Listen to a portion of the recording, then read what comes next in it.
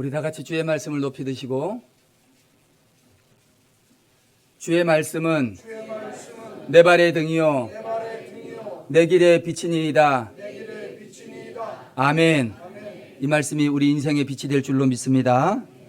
우리에게 주시는 하나님의 말씀은 창세기 4장 1절로 15절까지의 말씀입니다.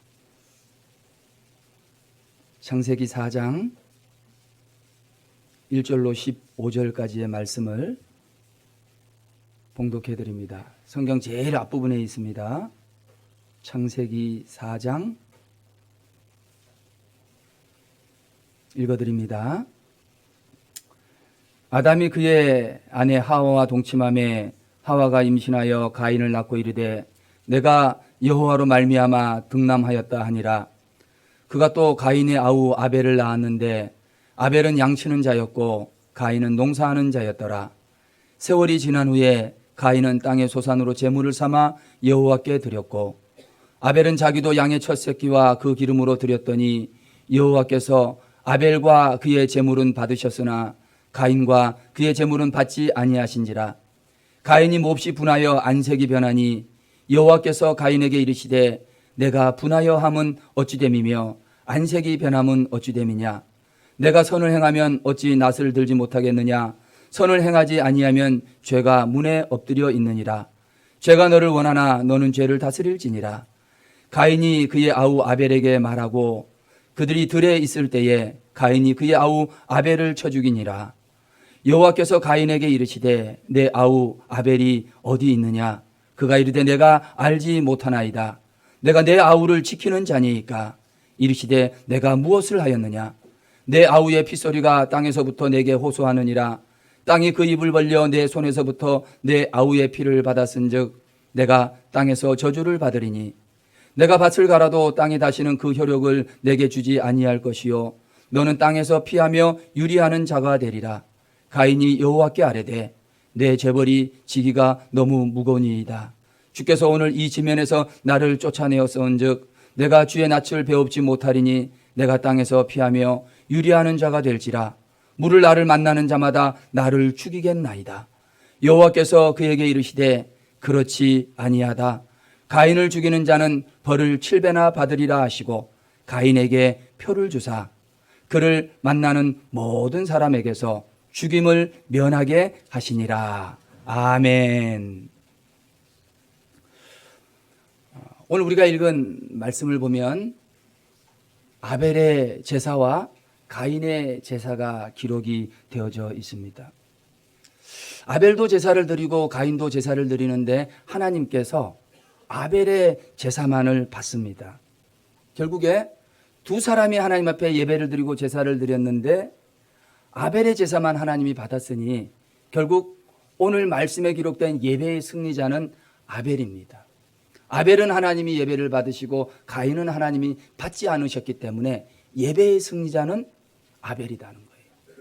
그런데 오늘 말씀을 1절부터 15절까지 가만히 읽어보면 분명 예배의 승리자는 아벨인데 어떻게 1절부터 15절까지 말씀의 주인공은 가인이라는 거예요.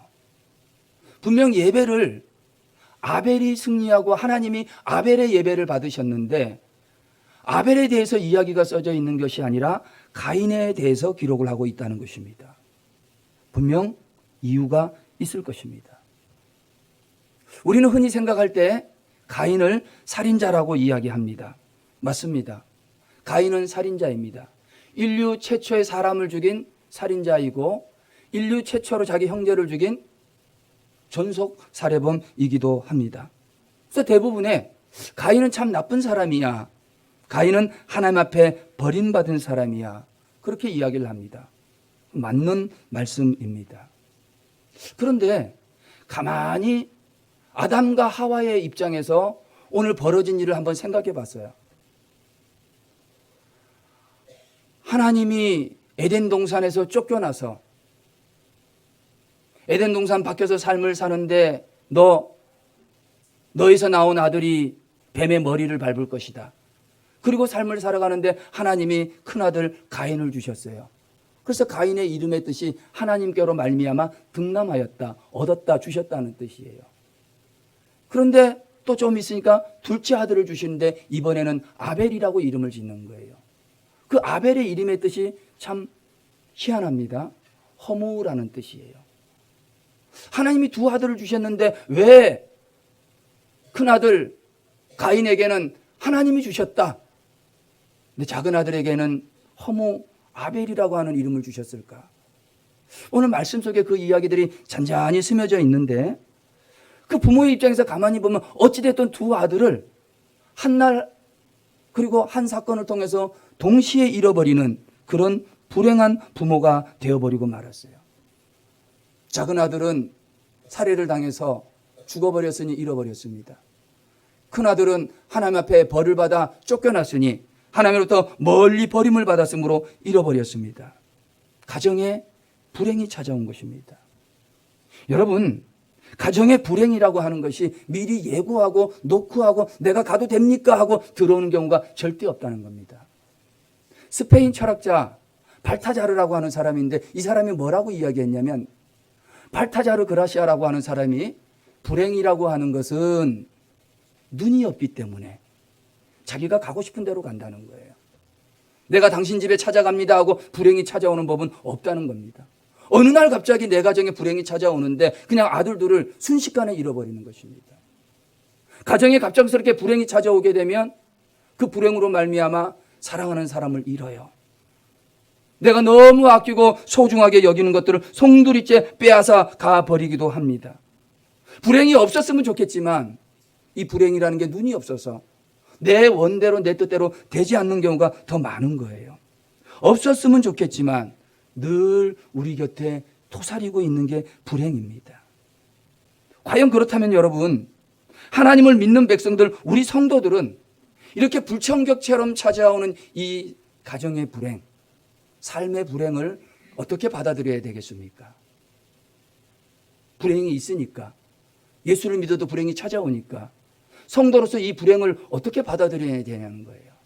또 하나, 우리가 믿는 하나님이 계신데 그 하나님께서는 성도들의 삶에 찾아오는 불행을 어떻게 다스리시는가, 어떻게 그 불행 가운데 하나님의 백성을 이끌어 가시는가 하는 것을 오늘 본문을 통해서 우리에게 보여주고 있다는 것입니다.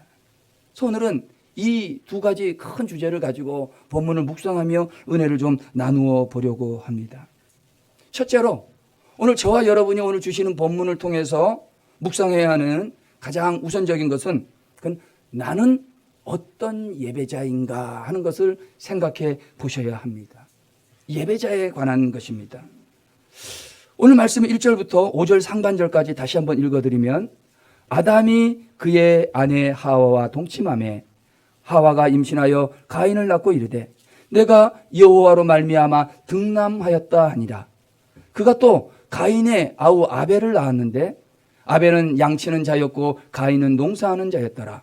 세월이 지난 후에 가인은 땅의 소산으로 제물을 삼아 여호와께 드렸고 아벨은 자기도 양의 첫 새끼와 그 기름으로 드렸더니 여호와께서 아벨과 그의 제물은 받으셨으나 가인과 그의 제물은 받지 아니하신지라. 상반까지 읽어드렸습니다. 오늘 본문에 보니까 아벨의 제사, 가인의 제사가 기록이 됩니다. 여러분, 이 제사라고 하는 것은 오늘날로 이야기하면 예배입니다. 예배. 지금 여러분들이 이 자리에서 이 한 공간 안에서 드리고 있는 행위를 무엇이라고 이야기합니까? 예배라고 이야기하는 거예요. 우리는 지금 하나님 앞에 예배를 드리고 있습니다. 여러분들이 이 예배를 드리고 예배당을 찾아와서 여기에 앉아 있는 여러분들은 뭐라고 이야기를 하냐면 여러분들을 향해서는 예배자라고 이야기합니다. 지금 우리는 예배를 드리고 있고 나는 예배자로 하나님의 성전 안에 앉아 있는 겁니다. 여러분이 이 자리에 들어오기 전에 본당의 유리문을 열고 들어와서 헌금함 앞에서 모두가 다 헌금을 드리고 들어오셨을 것입니다. 그러면 그 헌금을 뭐라 그러냐면 예물이라는 거예요. 예배가 있고 예배자가 있고 예물이 있는 것입니다. 구약의 제사 드릴 때는 어떤 예물로 제사를 드렸냐면 양이나 소나 비둘기 같은 것을 가지고 제사를 드렸습니다. 보통 구약의 성도들은 하나님 앞에 나올 때 빈손으로 나오면 안 된다 해가지고요, 다들 무언가 예물을 들고 제물로 하나님 앞에 바치며 나옵니다.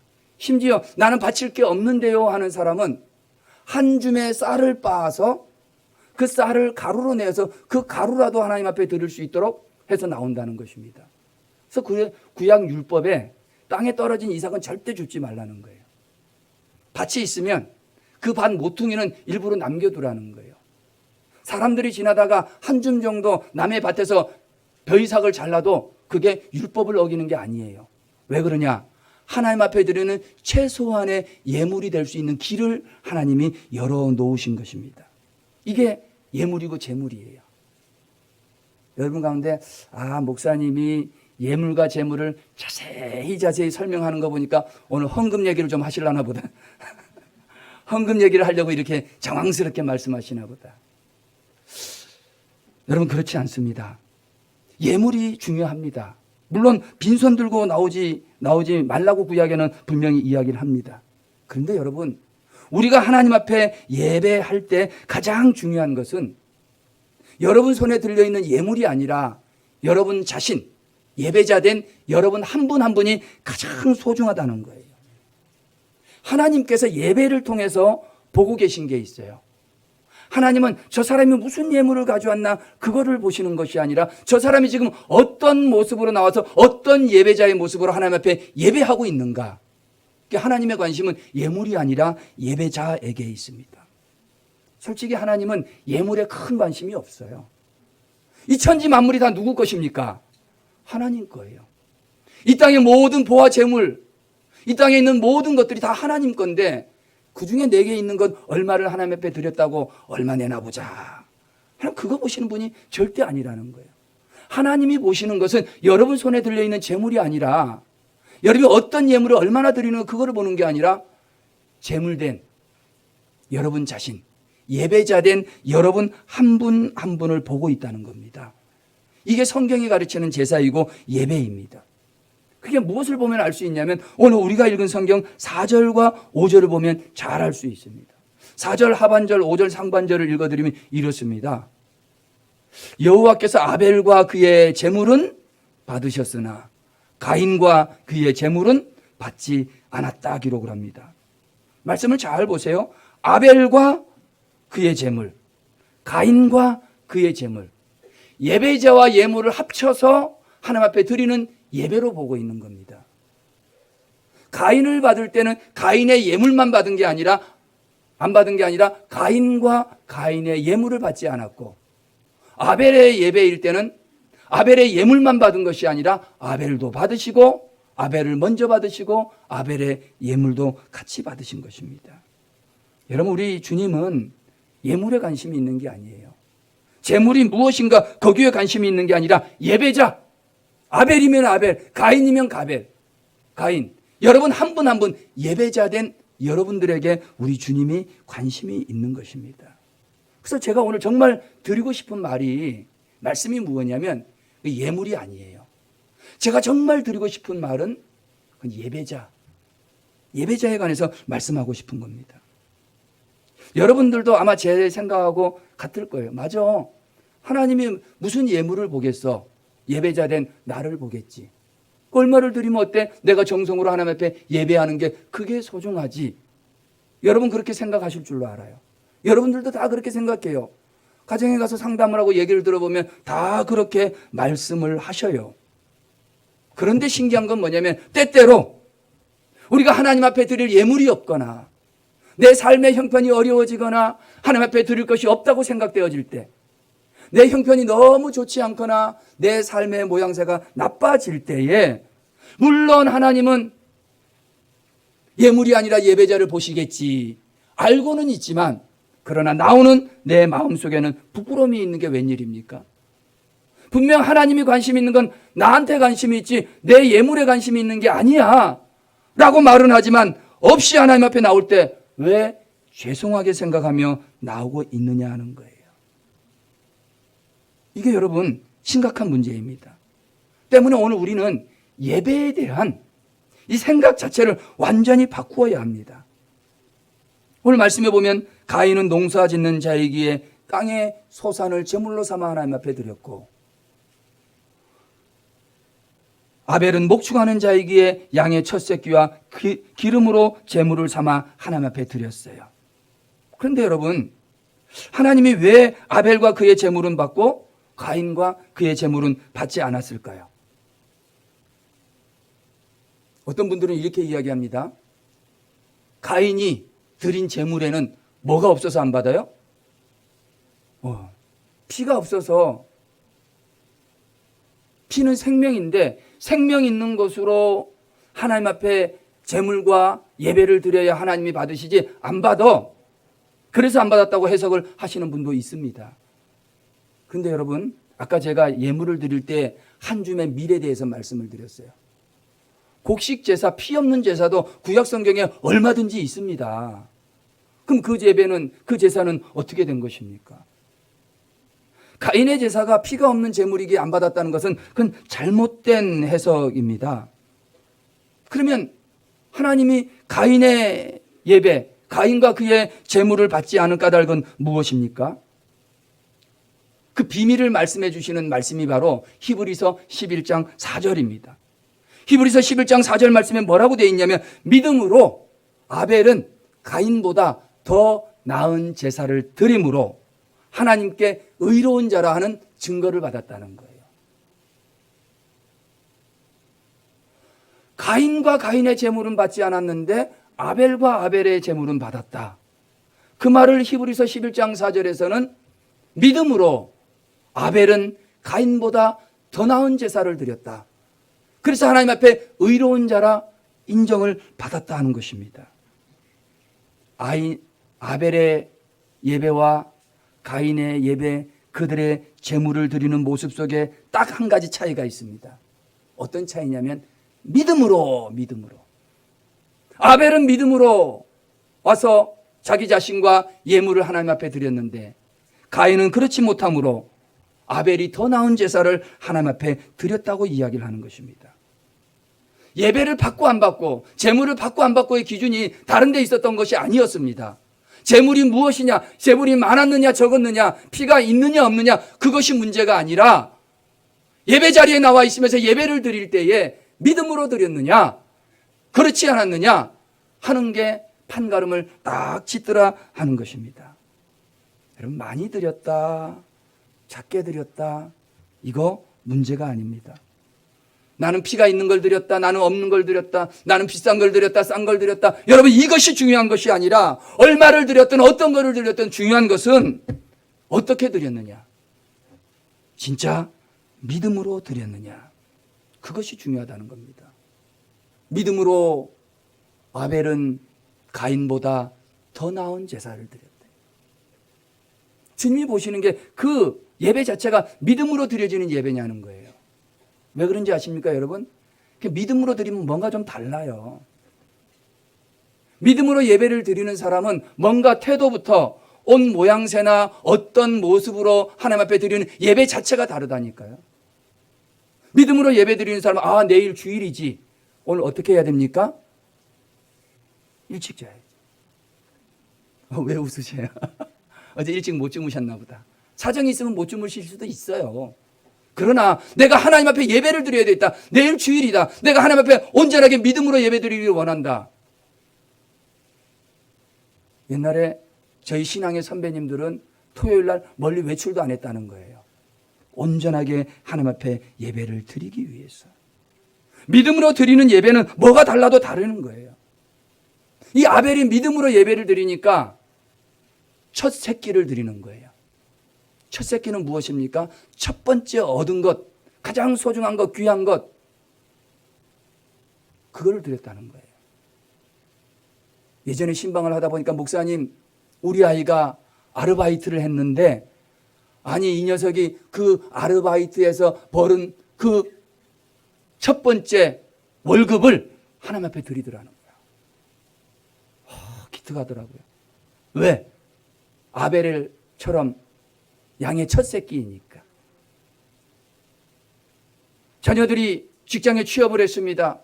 이제까지 부모가 해주고 부모가 도와주는 걸로 살다가 자기가 열심히 나가서 잔소리도 듣고 구사리도 맞고 구살이라 그러면 안 되는데 잔소리나 구살이나 이런 핀잔 저런 핀잔 다 듣고 아이고 치사해 아이고 치사해 땀을 뻘뻘 흘리면서 일해가지고 사회 첫 발을 디디면서 벌어들였던 그 예물을 양의 첫 새끼를 아벨과 같이 하나님 앞에 드리더라는 거예요. 무엇입니까? 믿음으로. 믿음으로 드리니까 다른 겁니다.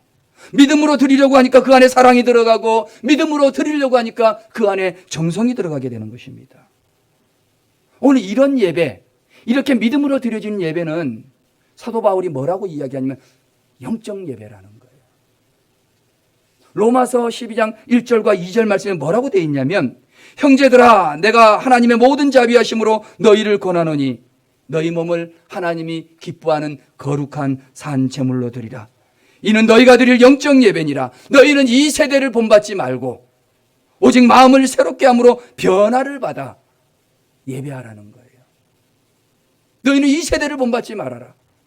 이 세대에 살아가는 삶의 모습으로 내가 지금 예배자로 하나님 앞에 나와서 산 제물이 돼서 주님 내가 제물입니다. 나를 받으소서라고 하는데 예배 들어오는 그 순간까지 예배 들어오는 그 전날까지 세상의 모습에 찌들려 있다고 한다면 여러분 우리가 어찌 산 제물이 될 수 있겠습니까? 너희는 이 세대를 본받지 말고 마음을 새롭게 함으로 변화를 받아. 좀 새로워지자는 거예요. 이전 모습하고는 조금이라도 다른 모습이 있다면 그 달라진 모습으로 하나님 앞에 예배를 드리자는 것입니다. 믿음으로 드리는 영적 예배가 되려면 예배자된 여러분 한 분 한 분이 산 제물이 되시라는 거예요. 이 세대의 모습을 본받지 말고 마음을 새롭게 함으로 변화를 받으라는 겁니다.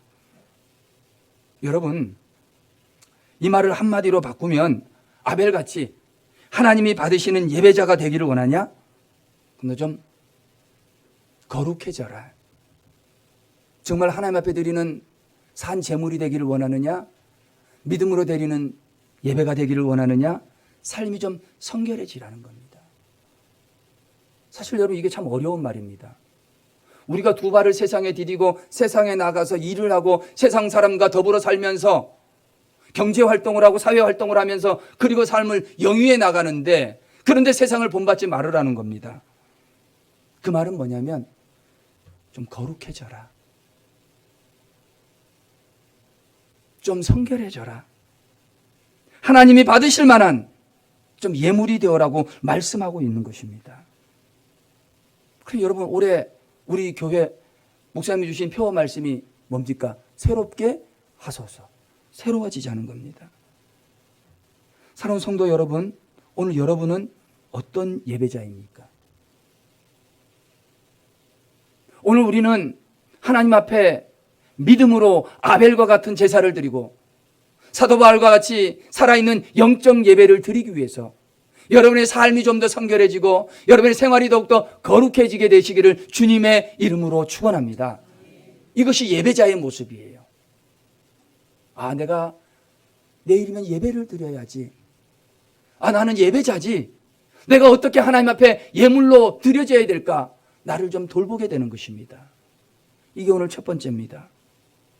두 번째로 오늘 우리가 본문을 통해서 묵상해야 되는 것이 있습니다. 그것은 뭐냐면 내 삶의 중심은 누구인가 하는 것입니다. 내 삶의 중심이 누구인가?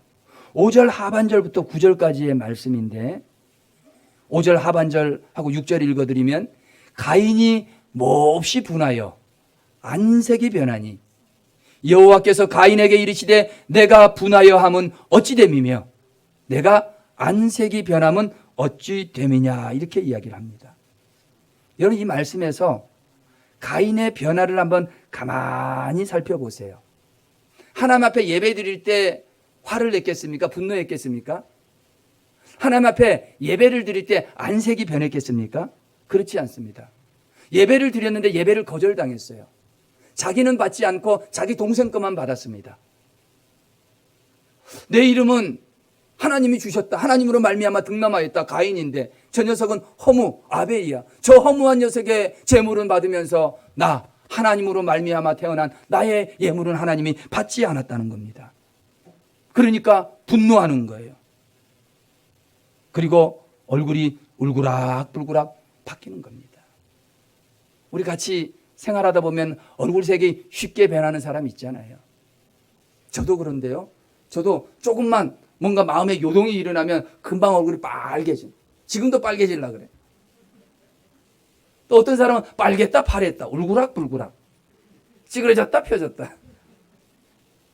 자기 안에 있는 그 분노를 감추지를 못하는 거예요. 그리고 화를 내는 것입니다. 가인이 그랬어요.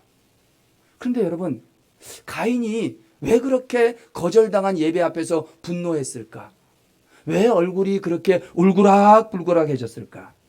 그건 왜 그러냐면 상황에 반응하는 삶의 방식에 문제가 있는 거예요. 어떤 상황이 앞에 딱 벌어졌을 때 그 상황에 어떻게 반응하느냐, 이게 삶의 방식인데 그 방식에 문제가 있었던 것입니다. 보통 보면 삶의 방식이 두 가지예요. 하나는 자기중심적 삶의 방식입니다. 어떤 상황이 벌어졌을 때 그 상황을 보고 해석하고 대처하는 게 철저하게 자기중심적이에요. 두 번째는 하나님 중심적 삶의 방식이 있어요. 어떤 문제가 발생하고 어떤 사건이 벌어졌을 때에 하나님의 입장에서 그 사건을 바라보고 하나님의 입장에서 그 일들을 생각하면서 문제를 풀어나가는 것, 이게 하나님 중심적인 삶입니다. 또 오늘 본문에 나오는 이 가인의 삶의 방식이 뭐였냐면 그 자기 중심적 삶의 방식을 가진 사람이었던 거예요. 예배를 드리고 나니까 하나님이 자기 예배를 받지 않은 겁니다. 그러고 나서 반응을 하는데 자기 중심적인 사람이다 보니까 자기 중심적으로 하나님 앞에 반응을 하기를 시작합니다. 자기 중심적인 삶의 방식을 가진 사람들은 어떤 상황이 벌어졌을 때 뭐든지 자기 중심이에요. 오늘 가인을 한번 보시기 바랍니다. 지금 자기의 예배가 거절당했어요. 하나님이 나도 받지 않고 나의 예물도 받지 않았습니다. 그러면 가벨은 자기 중심적이기 때문에 이렇게 생각을 합니다. 왜 아벨 걸 받으시지? 왜 나는 안 받으시지? 왜 내가 장자인데? 나는 하나님으로 말미암아 등남했고 쟤는 허무한 아벨인데 왜 나는 안 받고 아벨을 받지? 왜 나는 아니지? 누구 중심이에요? 자기 중심입니다. 왜 내가 드린 재물은 받지 않는 거지? 자기 중심적입니다. 자기 입장만, 자기 생각만 하는 것입니다. 그런데 여러분, 우리가 잘 아셔야 되는 것이 있는데 삶의 대부분의 문제는 자기 중심적 사고, 자기 중심적으로 생각하는 것에서부터 삶의 문제가 일어나기를 시작합니다. 내가 사람과 관계하고 인간관계를 맺고 살아가면서 어떤 사람이 말했던 것처럼 타인은 지옥이라고 했을 때 저 사람이 왜 내게 지옥이 되느냐? 철저하게 자기중심적으로 타인을 해석하기 때문에 내 삶이 모든 사람들이 지옥같이 느껴지는 것입니다. 삶의 불행은 자기중심적인 태도에서부터 시작이 되는 겁니다. 가인의 살인도 1차적인 원인이 자기중심이었기 때문에 그렇습니다. 삶의 방식이 자기중심적인 사람들은 타인의 상황이나 타인이 느끼는 감정을 생각도 하지를 않습니다. 어떤 상황이 됐을 때 중요한 것이 뭐냐? 저 사람이 어떻게 생각하고 저 사람의 감정이 어떤가는 중요하지 않습니다. 내 감정, 그게 중요합니다. 지금 내가 느끼고 있는 상태, 그것이 중요하다는 것입니다. 그래서 자기중심적인 사람은 타인을 배려하지를 않습니다. 반면에 하나님 중심적인 사람은 어떤지 아십니까? 하나님 중심적인 사람은 가인의 경우와 정반대입니다. 오늘 본문에 기록은 되어져 있지 않지만 아벨을 한번 생각해 보십시다. 만약에 아벨이 하나님 중심적으로 사는 사람의 생각이었다고 한다면, 아벨의 예배가 거절당했다면 아벨은 이렇게 생각했을지도 모릅니다. 하나님이 왜 내 예배와 내 재물과 나를 받지 않았을까? 하나님이 왜 내 예배를 받지 않았을까? 내가 어떻게 해야 하나님이 받으시는 예배가 될까? 하나님께서 왜 내 재물은 받지 않았을까? 하나님께 어떤 재물을 바쳐야 하나님이 좋아하실까? 그래서 하나님이 받으실까? 여러분, 이게 차이입니다. 자기중심적인 사람은 왜 내 걸 안 받아? 대상이 하나님이라도 상관없어. 내가 예물을 드리면 하나님은 뭐 해야 돼요? 받아야 돼. 받아야 돼. 그런데 하나님 중심적인 사람은 어떻게 사느냐? 예배를 안 받으셨네? 제물을 받지 않으셨네? 어떻게 해야 하나님이 예배를 받으실까? 어떤 제물을 드려야 하나님이 기뻐서 연락하실까? 중심이 자기가 아니라 하나님이 중심이 되는 겁니다. 여러분, 그래서 자기 중심적인 사람과 하나님 중심적인 사람은 문제에 반응하는 태도가 다른 거예요. 여러분, 우리 교회에서 귀중하게 여기는 신앙적인 가치들이 여러 개가 있습니다. 우리 한마음교회는 한마음, 아이고야, 좀 잘 모르시는 분들이 있으신 것 같아요. 한마음, 새 생각, 큰 믿음. 맞아요. 한마음, 새 생각, 큰 믿음. 여러분, 한마음이 된다고 하는 게 자기 중심적인 사고를 가지고는 절대로 될 수 없습니다. 여러분들이 아무리 기도를 하고 아무리 금식을 해도 자기 중심적으로 생각하는 사람은 절대 한마음이 못 됩니다. 그뿐입니까? 우리 한마음교회는 함께 뭐 할 수 있는 교회? 울 수 있는 교회. 옆에 있는 사람이 막 우는 거예요. 너무너무 슬퍼 우는 거예요. 근데 그 사람을 보니까 같이 울어주는 거예요. 한마음교회는 같이 울 뿐만 아니라 함께 웃을 수 있는 게. 저 사람이 웃으니까 같이 웃어주는 거예요. 그런데 그 상황에 내가 자기 중심적인 사람이라고 한번 생각해 봅시다. 나 중심적이야. 아니, 울라면 자기 집에 들어가서 울지. 왜 청승맞게 교회 와서 우는 거예요? 기도도 방해하기 시끄러워 죽겠네. 웃으면, 아니, 저 사람은 뭐가 그렇게 좋은 게 많아서 저렇게 웃어? 나는 기분 나빠 죽겠는데. 이게 누구 중심이냐면 자기 중심이에요. 그러니까 자기 중심적인 사람은 자기가 울고 싶어야 우는 거야. 저 사람이 아무리 감정 상태가 어때도 절대로 그 사람 때문에 울어주질 않습니다. 누구 중심이니까? 자기 중심이니까. 웃는 것도 마찬가지입니다. 여러분, 이 말씀이 굉장히 중요합니다. 만약에 여러분 옆에 계신 성도님들이 웃고 있을 때 정말 함께 웃고 싶습니까? 별로신가 보다. 여러분, 옆에 계신 분들이 뭔 이유인지는 모르는데 정말 마음 아프게 울고 있습니까? 그래서 그 사람을 위해서 울어주고 싶은 마음이 생기십니까? 그러면 나 중심에서 벗어나서 하나님 중심으로 한번 바꾸고 생각해 보십시오. 우리가 그러면 울 수 있어요. 그러면 정말 이 한마음교회가 천국이 될 수 있습니다. 정말 하나님 교회에 왔는데 너무너무 슬퍼하니까 왜 그래? 나도 그래. 참 좋겠다. 너가 기뻐하는 것만 봐도 내가 좋아. 여러분, 나 중심의 삶에서 하나님의 중심의 삶으로 전환될 때, 내 중심적으로 이때까지 살아서 내 감정이 중요했다면 이제는 하나님 중심으로 살아서 하나님은 어떻게 생각하실까? 하나님의 입장에서 생각하기를 시작하면 오늘 저와 여러분들은 함께 울고 함께 웃을 수 있는 한마음교회 성도들이 될 줄로 믿습니다. 저는 이 시간에 간절히 바라기는 오늘까지 여러분 누구 중심으로 사셨습니까? 나 중심이었습니까? 하나님 중심이고 타인 중심이셨습니까? 오늘 이 말씀을 통하여서 저와 여러분 모두 다가 하나님 중심적인 삶의 방식으로 바꾸셔서 놀라운 축복이 임하게 되시기를 주님의 이름으로 축원합니다. 이게 두 번째입니다. 제 이제 마지막 세 번째인데 사실 오늘 말씀의 핵심은 이 세 번째에 있습니다. 마지막 세 번째로 우리가 묵상해야 되는 것은 가인의 최후에 관한 거예요. 동생을 죽이고 살인자가 되었던 가인의 마지막이 어떻게 되었는가? 최후의 결론은 무엇인가 하는 겁니다. 9절부터 15절까지의 말씀을 쭉 보시면은 하나님께서 아벨을 죽인 가인에게 야, 너의 동생이 어디 있느냐 하고 묻습니다. 그랬더니 가인이 뭐라고 이야기합니까? 그가 이르되 내가 알지 못하나이다. 내가 내 아우를 지키는 자니까. 누가 물은 거예요? 하나님께서 물은 거예요. 사실은 여기 성경이라서 이렇게 써있지 실제로 이 상황에 가서 지금 매우 분하여 얼굴이 울그락불그락해 있는, 그 분노를 이기지 못해서 동생을 쳐서 죽인 가인이 어떻게 하나님의 질문에 답을 했겠습니까? 절대로 지금 제가 읽은 것처럼 하지 않았을 것입니다. 분이 막 나 있는데 하나님이 와가지고 야, 네 동생 아벨 어디 있느냐? 가인이 대답합니다. 내가 모릅니다. 하나님, 내가 아벨이나 지키는 자입니까?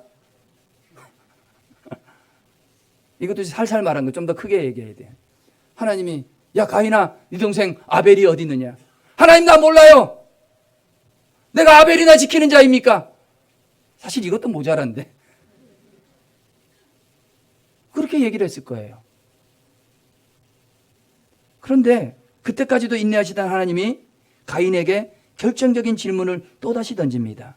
10절 말씀에 보면 이르시되 내가 무엇을 하였느냐? 지금 가인이 뭘 했어요? 살인을 했어요. 동생 어디 있냐고 물어볼 때 몰라서 물어본 게 아니에요. 기회 준 거예요.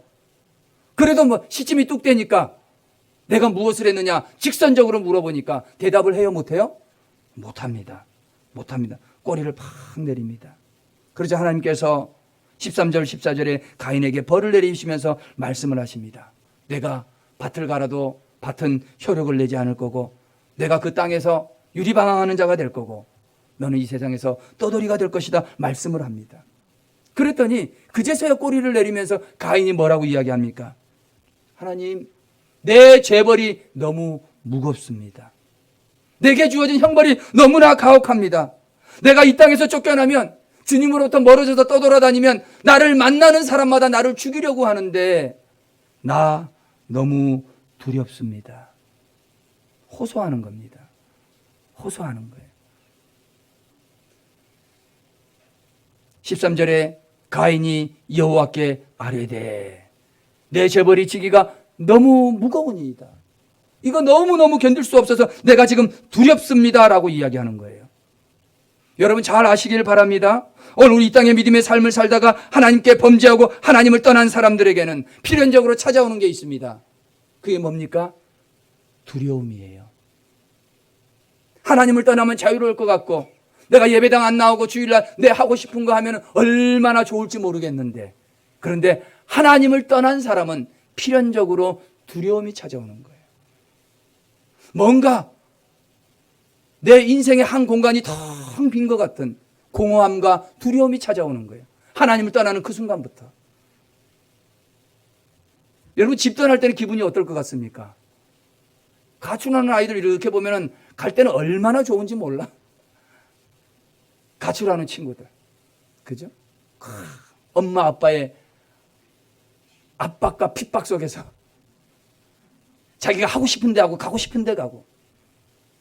그런데 그 아이들이 가서 채 하루가 지나기도 전에 어둠이 내리면, 깜깜한 어둠이 내리면 잘 곳을 찾아 방황하면서 어디를 가야 될지 모르는 거, 만나는 사람마다 얼굴마다 두려워서 어찌할 바를 모르는 두려움이 그들에게 찾아오게 되는 겁니다.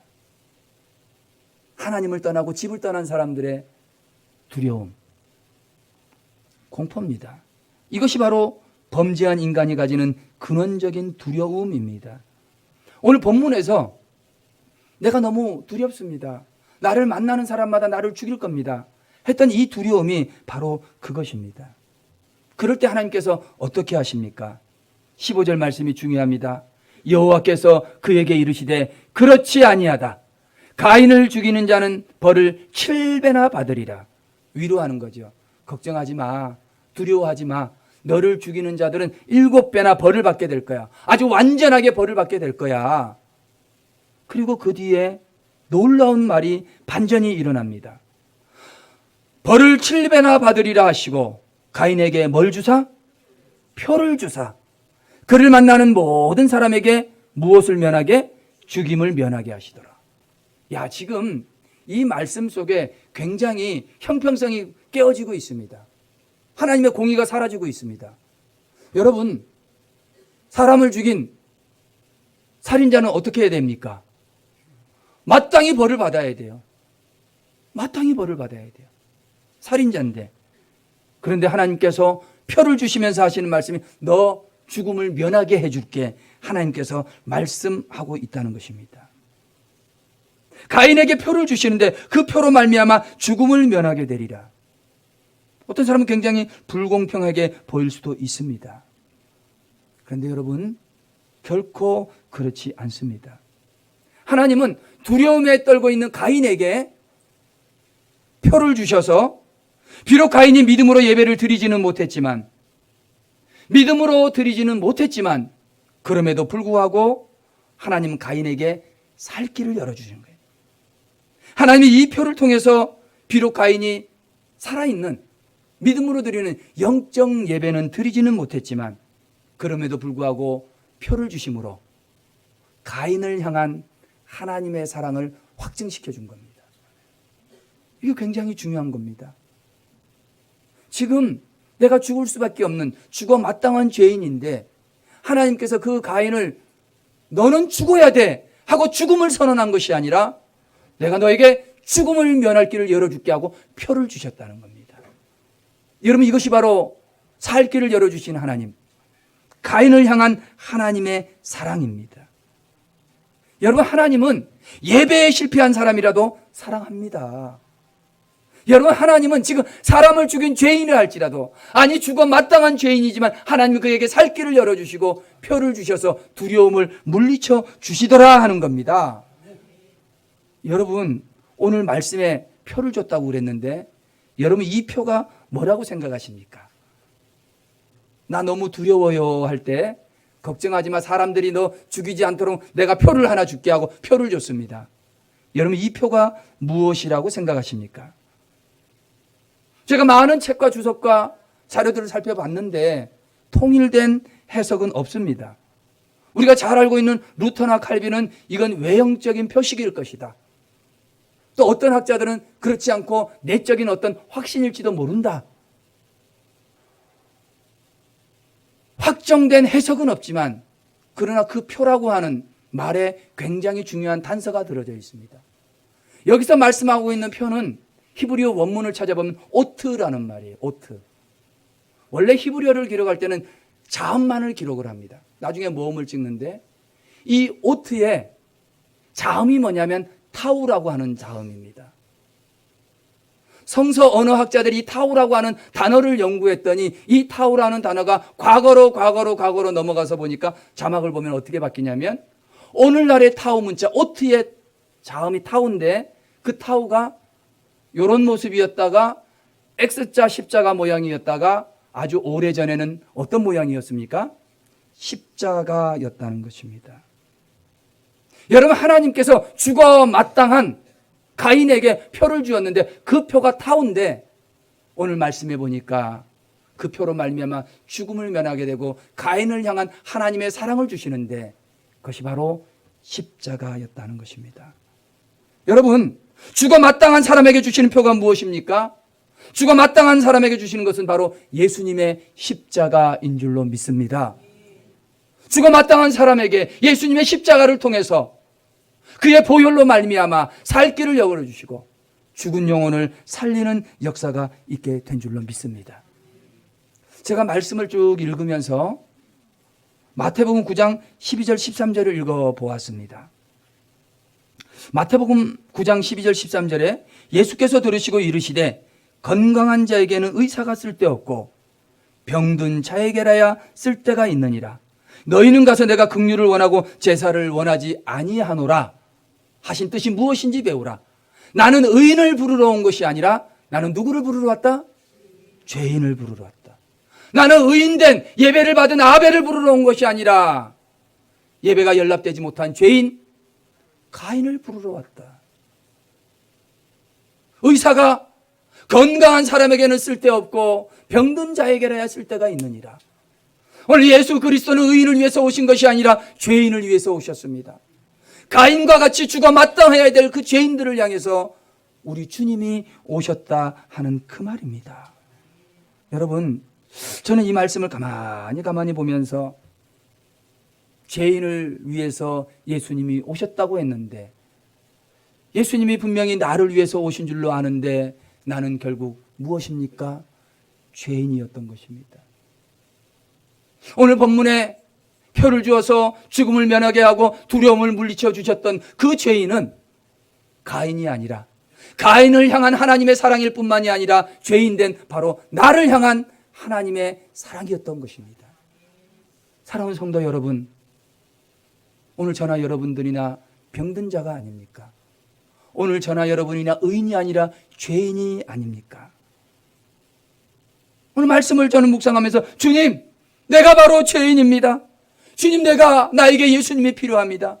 주님, 나는 죽어 마땅한 죄인이기에 주님, 내게도 표를 주시옵소서.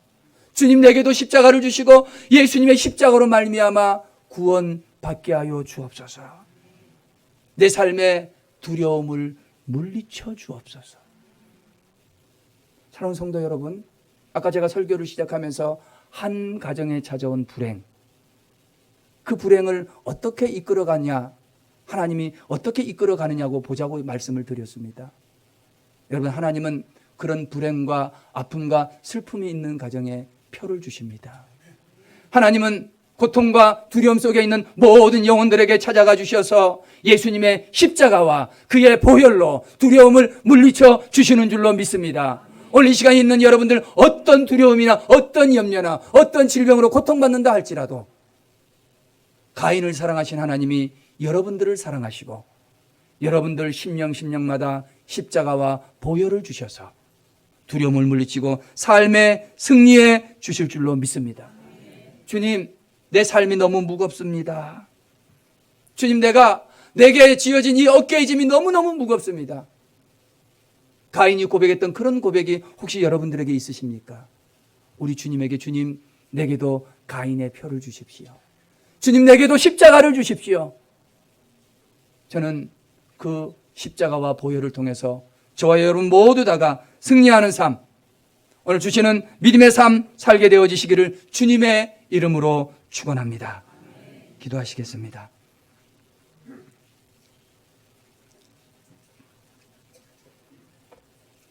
하나님 아버지, 오늘도 우리가 바른 예배자로 살기를 원합니다.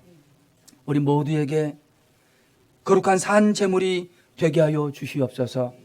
하나님 앞에 이 세대를 본받지 말고 새롭게 되어서 하나님 더 거룩하고 더 성결한 삶을 살아가는 예배자들이 되게 하여 주옵소서. 우리 주님은 내 손에 들린 예물이 아니라 나에게 관심이 있음을 알게 하여 주옵소서. 주님, 오늘날까지 혹 나는 나 중심의 삶을 살지는 않았습니까? 오늘 이 시간 이후로 하나님 중심의 삶으로 삶의 중심이 바뀌게 하여 주옵소서.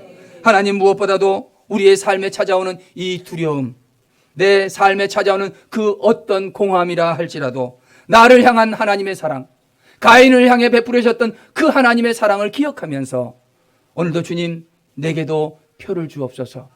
주님, 내 심령에도 십자가를 주옵소서. 주님, 내 심령에도 보혈을 부어 주옵소서. 승리하는 믿음의 백성들 되게 하여 주옵소서. 예수님 이름으로 기도합니다. 아멘.